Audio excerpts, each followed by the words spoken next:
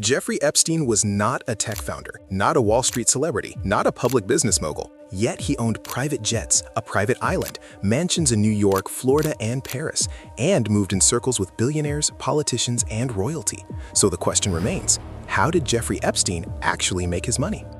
Jeffrey Epstein was born in Brooklyn, New York in 1953. His family was middle class. Nothing about his early life suggested extreme wealth. After attending college briefly, without completing a degree, he landed a surprising job in the 1970s. He became a math teacher at an elite private school in Manhattan called the Dalton School. He had no formal teaching credentials, but Dalton was attended by children of powerful and wealthy families. This was Epstein's first step into elite social circles. After only a couple of years, Epstein left teaching. Through connections he made at Dalton, he entered Bear Stearns, a major investment bank. He started as a junior assistant, but quickly moved into trading and financial work. By the early 1980s, he had become a limited partner at the firm, a powerful and high-paying role. This period likely gave him financial knowledge, wealthy contacts, access to powerful investors. In 1981, Epstein left Bear Stearns. Soon after, he founded his own financial company, J. Epstein & Co. According to Epstein, his firm managed money only for billionaires. He claimed he did not work with ordinary clients, only extremely wealthy individuals. But here's the mystery.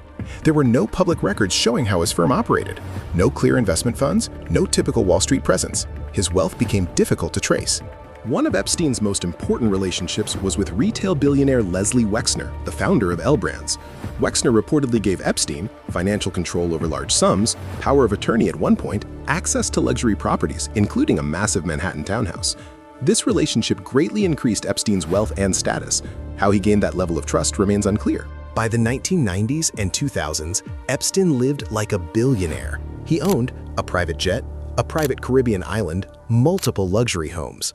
Yet journalists and investigators repeatedly noted something unusual. There was no clear public source explaining his fortune. Some reports suggested he managed money for the ultra-rich, helped wealthy clients with tax strategies, worked in financial consulting behind closed doors. But Epstein's finances were always described as opaque. Unlike most billionaires, Epstein did not have a company, a brand, public investments, a visible financial empire. Much of his wealth appeared connected to private financial dealings, personal relationships, exclusive access to powerful individuals. Even after years of investigation, the full picture of his money sources remains uncertain. Epstein had a skill that doesn't appear on financial reports. He understood powerful people. Former associates described him as someone who could make billionaires feel understood, important, even intellectually admired. He presented himself not just as a money manager, but as a man connected to science, philanthropy, and big global ideas. This image helped him move beyond finance and into influence. Epstein surrounded himself with scientists, professors, and intellectuals. He funded research, attended academic conferences, spoke about the future of humanity, genetics, and technology. This gave him an identity beyond money. He appeared as a patron of science, not just a financier. That image made doors open. Epstein operated in a world of privacy.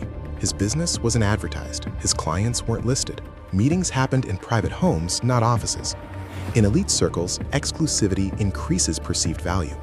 The less visible his business was, the more mysterious and powerful it seemed. Some financial experts believe Epstein may not have been a traditional billionaire. Instead, he may have had control over other people's wealth.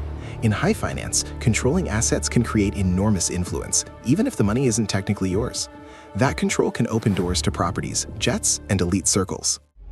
And now let's talk beyond the known. So the truth behind the image of wealth and influence, there was a darker reality. Jeffrey Epstein was later convicted in a criminal case involving the exploitation of underage girls.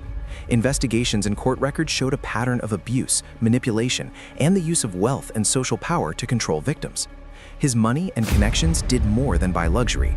They created protection, silence, and access. Former prosecutors and journalists have described how his social status allowed him to move within elite circles for years, while serious accusations followed him.